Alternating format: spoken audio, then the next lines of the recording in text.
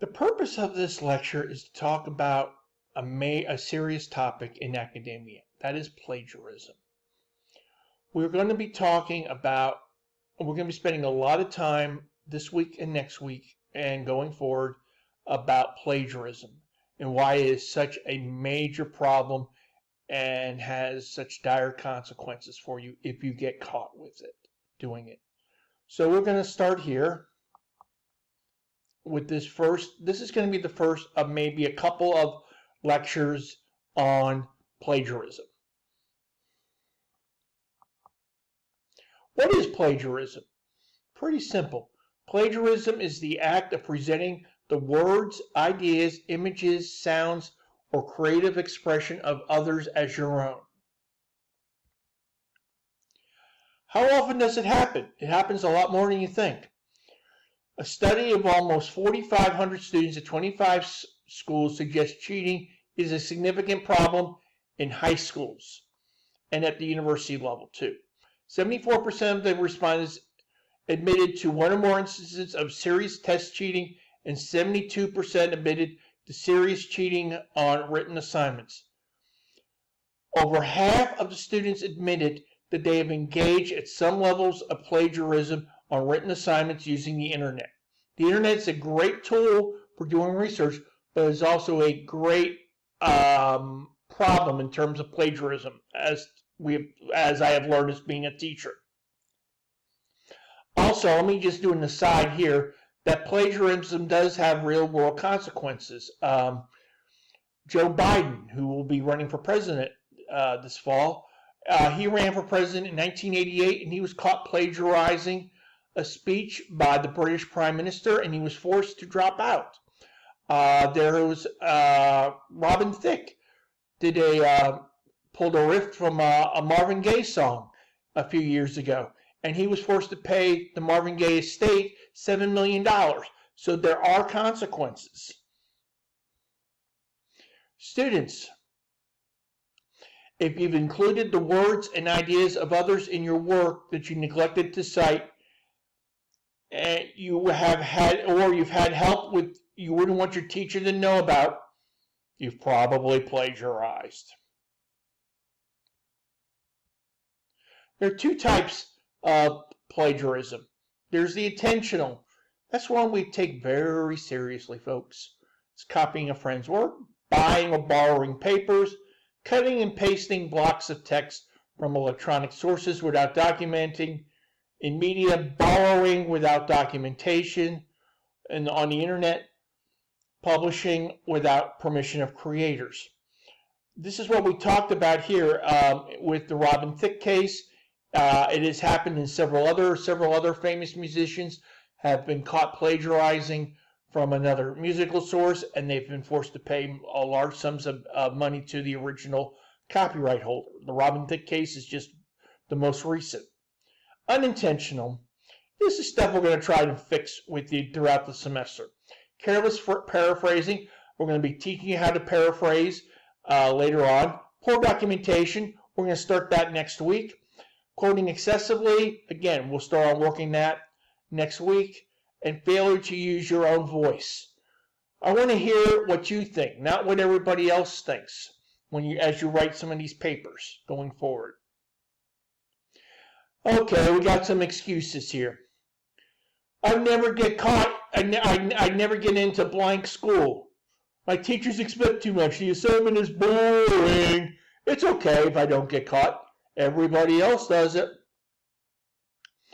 I was too busy to write that paper. Job, big game, too much homework.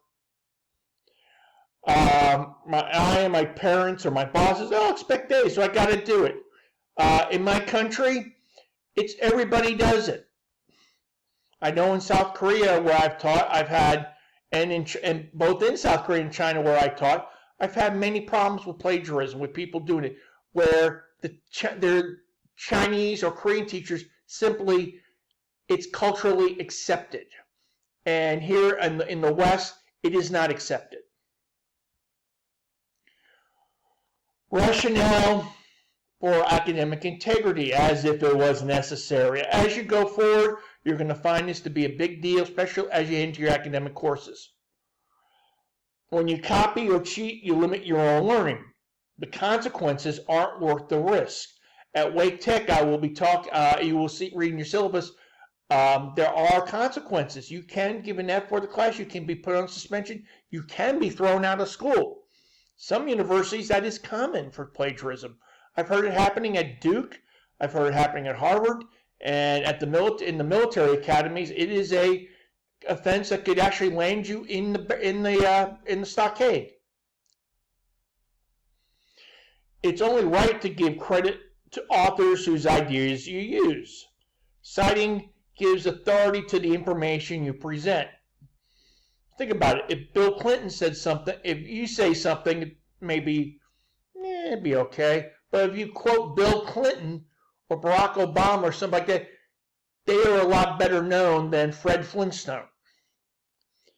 Citing makes it possible for your readers to locate your source.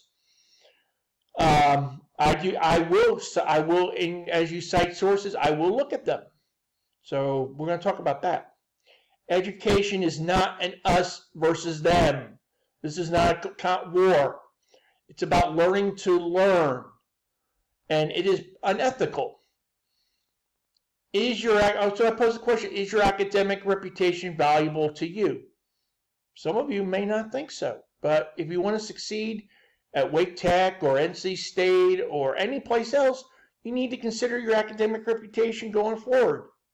Especially if you pursue beyond the bachelor's degree and go into graduate work. Your academic reputation describes who you are. Real life consequences, and I just talked about this. Stephen Ambrose and Doris Kearns Goodwin, two very prominent historians. You might see them both on the news lately. Kearns left the television position and stepped down as a Pulitzer Prize judge for lifting 50 passages from her 1987 book, The Fitzgeralds and the Kennedys.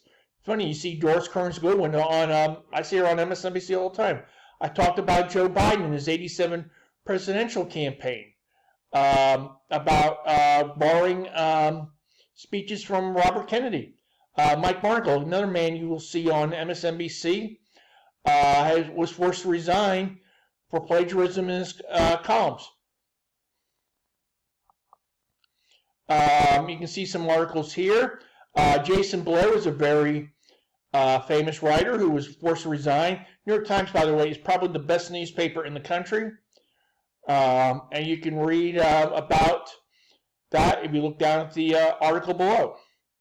It was a very big thing back in the early part of the century. Possible consequences. I have talked about this briefly before.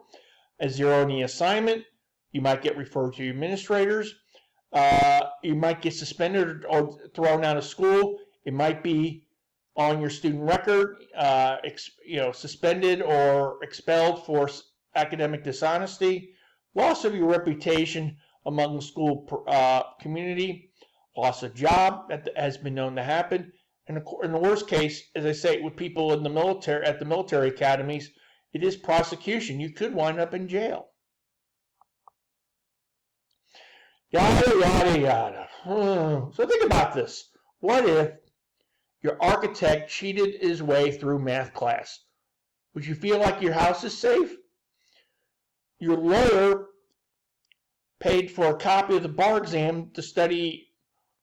Will the contract she wrote for you stand up in court? The accountant who does your taxes hires someone to write his papers and paid to stand in to take his major test. I've seen this happen in China.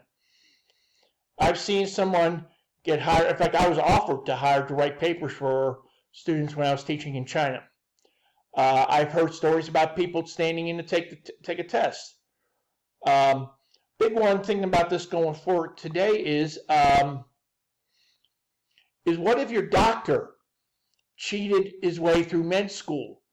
How would you feel if you were on the operating table having your appendix removed and you found out that your doctor cheated his way through med school? It wouldn't make you feel comfortable, right? Yeah, I thought so. So do you have to cite everything? Well, there's some rules. You don't have to cite that are facts that are widely known. Information or judgments that are considered common knowledge.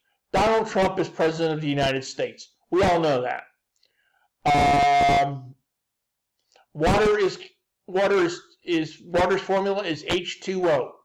We know it's all common knowledge. As you can see this, John Adams was our second president. Japanese attacked Pearl Harbor. See fact in 3 or more sources and certain that your readers already know. It's likely to be common knowledge. However, if you're not sure, cite it. We're going to talk about how to cite next week. There's no need to document when you're discussing your own observations, compiling, doing your own research, or you're using common knowledge. And I'm not talking about the game show that's on the Game Show Network. If I change a few words, am I okay? Wrong. Paraphrasing, and we're going to talk about that in the next couple of weeks, without documentation, your source is also plagiarism. It's a biggie. You can borrow from others you can borrow from the works of others in your own work. Yes, you can do that. We quote, we paraphrase, we summarize. Blending materials in with your own thoughts, make sure your own voice is heard. You can take notes. We're going to talk about this going forward, probably next week or the week after. These are hints on as you take notes.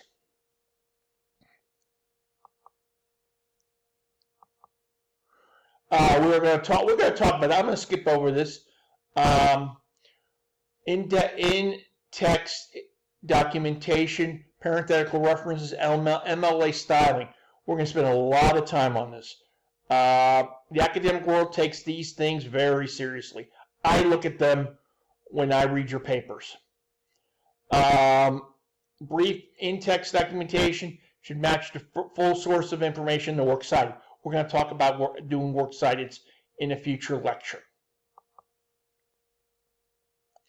Again, these are when you use in-text or in-project documentation. I'm going to skip over this now, and we will talk about this more in a future lecture. Paper mills. This is a biggie. I've seen these. I play around with these. There are sites where you give them $100. They'll write a paper for you. Big no-no. You can see this is an example of one of these. You could get a paper written for, to say, you look at the prices. If you have the money, it can be done. And I know people have done this. You can see the examples here from a website. I'm going to skip over them. Here's another one. We're going to talk about these things, how to set a climate, design thoughtful assignments. We're going to set up checkpoints. I am going to keep your writing. I am also going to be requiring the bibliography as we go forward. But these are points we'll be covering in our next lecture next week. And here's a list of the works